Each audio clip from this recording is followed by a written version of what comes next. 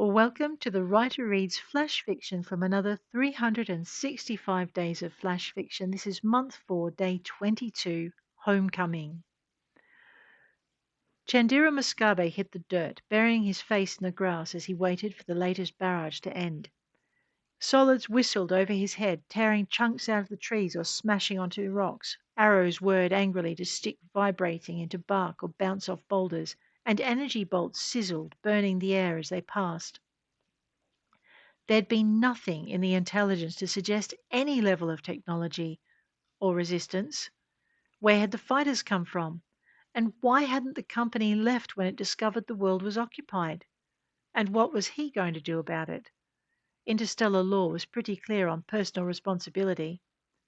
The barrage stopped and he rolled onto his back, looking at the sky. The trouble with interstellar law was that the company would kill him the second he obeyed it. Stones rattled and grass crackled. Of course, the planet's residents would kill him if he didn't, which didn't make the decision any easier since they were just as likely to kill him if he did. He wondered what his chances were of sliding into some shadowed corner and remaining undiscovered. He could always leave the rifle behind.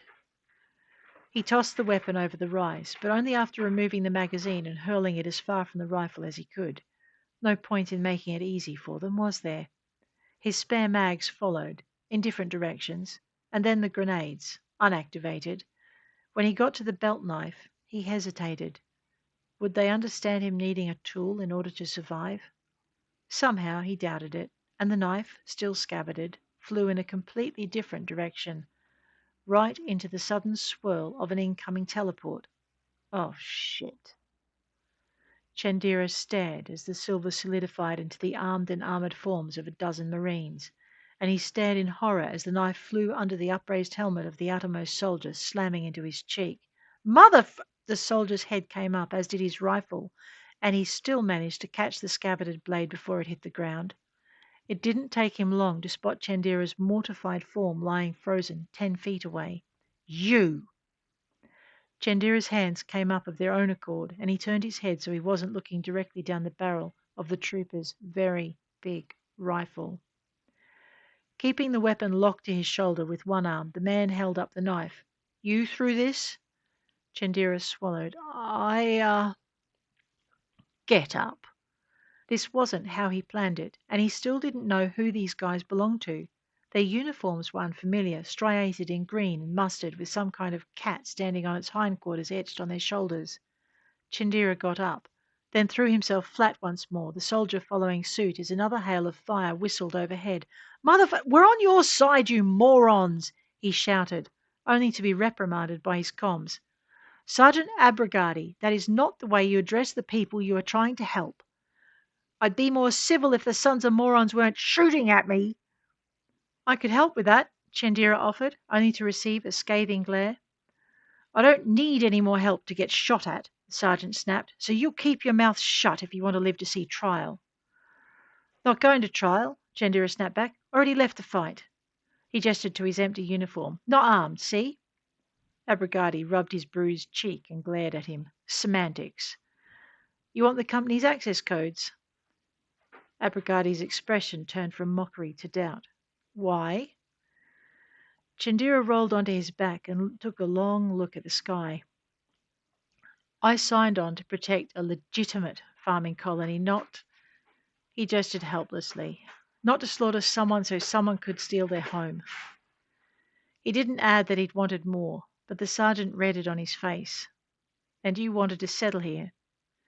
Candira's expression grew bleak. I haven't had a home for a very long time. Company would have killed you, Abragati told him, then gestured in the direction of the last batch of incoming fire. Natives, too. I know, right? Candira agreed. I was going to see what I could do about that when you arrived. Abragati chuckled. You ever wanted to be a wildcat? A what? Abragati touched the patch on his shoulder. A wildcat. We have liaison teams and watch posts on any planet the companies try to take. He gestured at the world around them. Might be you could stay a while. Candira thought about that. Do you guarantee it? Abragati shook his head, then slowly raised it to look over the hill. Nope, but I can put in a good word for you. How long have you been on world? 6 months. Came with the first drop. It looked empty then. I just bet it did, Abercrombie growled. Company does like to doctor its records. Don't I know it? Chandira agreed morosely, since the only reason he was this far away from base was because he'd hacked the company's records and downloaded the data from the scan showing they weren't the first or the legitimate owners. And he'd been going to try and negotiate something with the real ones. He patted his pocket. I can help you with that as well. You know no one's going to hire you after this, right? Sorry. You know no one's going to hire you after this, right? Abercrombie told him when he owned up to having it. Not even the cats? Chandira was crestfallen. Oh, we'll hire you all right, Abercrombie told him. But you'll be staying right here where we can keep an eye on you. And my family? Abercrombie fixed him with a mock stern glare. Anyone who might have known what you were up to and not reported it. My wife knows everything I do, Chandira told him straight-faced. She usually ambushes me with the facts months after I think I've gotten away with it. And the kids. Fruit doesn't fall far from the tree, huh? Chandira gave a mock sigh. You can say that again. Abercrombie chuckled and ruffled his hair. I like you, but you're a lousy liar. Chandira's heart fell, and Abercrombie chuckled again. His comms crackled, and he breathed a sigh of relief before getting cautiously to his feet. Come on. HQ finally got to talk to the Roskin. They'd like to meet you. Chandira followed, a worried frown creasing his face. Why? Well, your wife? She says she's going to kick your tail if you've gotten yourself killed or wrecked the case she's been building. Against the company? Chandira felt suddenly faint. And Wildcats doesn't want to touch either of you, Abercrombie added to his dismay. Why? You ask that a lot, don't you? Abercrombie asked, then grinned.